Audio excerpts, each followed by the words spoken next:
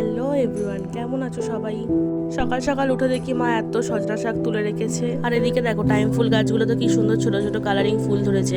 আমাদের এখানে তো টাইম ফুলই বলে, জানি না অন্য কারোর ওখানে কি বলে। চলো আজকে সকাল থেকে সেরকম কিছু কাজ ছিল না, কয়েকটা গাছ একটু গোড়াগুলো পরিষ্কার করবো। দেখো গোড়াগুলোতে পুরো একদম নোংরা ভর্তি হয়ে গেছে, মানে ছোট ছোট আগাছা পুরো ভর্তি হয়ে গেছে। ওগুলো একটু পরিষ্কার করবো আর কি কি ওষুধ দেবো চলো তোমাদেরকে একটু দেখাই।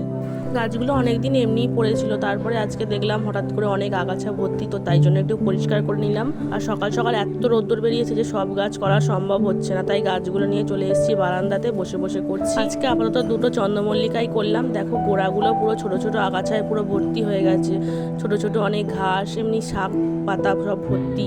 এগুলো না তুললে না গাছের গ্রোথটাও ভালো করে হয় না। পুরো শীতকালটা চলে গেছে, গাছের গোড়াগুলো পরিষ্কারই করা হয় না, তাই এত ময়লা জমে গেছে। আর কয়েকটা গাছ তো আগের বছর এরকম পরিষ্কার না করার ফলে মরেই গেছিল।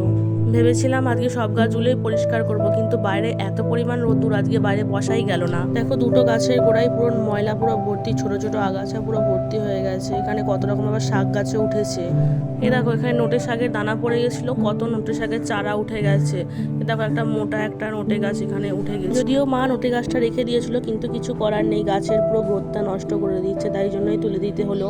আগে তো যখন ছোট ছিলাম বাবা মাই এগুলো সব করে দিত, কিন্তু যত বড় হচ্ছি নিজেকেই করতে হবে না, স্বাভাবিক। আমি গাছ আনছি বসাচ্ছি, আর বাবা মা তো আর করবে না। আমার বাবার হাতের গাছ খুব সুন্দর হয়, আমার বাবা এখনো পর্যন্ত যতগুলো গাছ বসিয়েছে মরে যায়নি। তো এখানে একটু ডিএপি দিচ্ছি, ডিএপি সার। ছোট ছোট হয় সারগুলো, সাদা কালারের হয়, এবার অন্যান্য অনেক কালারের হয়, আমি যদিও সাদাটা নিয়েছি। গোড়ার দিক করে কখনোই দিই না, মানে যে কোনো রকমেরই যখন সার দিই মানে সাইডগুলো দিই টবের, এবার সাইড থেকে দিয়ে দিই। এটা একবার একটা সব কিছু মিশিয়ে একটা সার আছে, বলতে পারবো না, এর মধ্যে অনেক কিছু আছে, আমি দোকান থেকেই কিনে এনেছিলাম। যদি এটা দেওয়ার পর গাছের গ্রোথটা খুব ভালো হয়। এরপর যেটা দিচ্ছি খোলের গুঁড়ো। অনেকে খোলের গুঁড়ো জলে ভিজিয়েও দেয়, অনেকে গুঁড়োও দেয়, আমিও জলে ভিজিয়েও দিই, কখনো কখনো গুঁড়ো দিই। যদিও এখন হয়তো অনেকেই বলবে যে এখন তো শীতকাল চলে গেছে, এখন তাহলে এই সার কেন দিচ্ছ, কিন্তু এই সার দেওয়া হলো যদি গাছটা আরো ভালো করে গ্রোথটা নেয়, কেন পরের বছরেও তো এই গাছটাই থাকবে, তখন তো আমি আর অন্য গাছ এনে বসাবো না। দেখো নিচের দিকে কত ছোট ছোট সব চারা বেরিয়েছে, মানে গোড়া থেকেই সবকিছু বেরিয়েছে।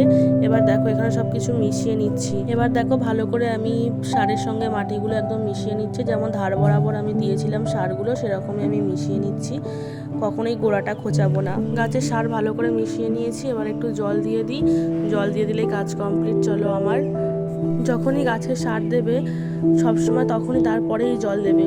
বিকালের দিক করে সারটা দিলে ভালো হয়, তখন রোদ্দুরটা থাকে না, আর জলটা দিলেও তখন অসুবিধা হতো হয় না। এমনিতেই দিনের বেলা গাছের জলটা দেয় না, বিকালবেলার দিকেই দেয়। তাও আজকে আমি সকালের দিকটা করে করেছি, ঘরে এনে জল দিয়ে, যদিও আমি রোদ্দুরে রাখিনি, আবার ঘরেই আমি রেখেছিলাম, কেন জল দিয়ে রোদ্দুরে রাখলে গাছের গোড়াটা আবার গরম হয়ে উঠবে তখনই। চলো আজকে এই পর্যন্তই, দেখা হবে অন্য কোনো ভিডিওতে, টাটা।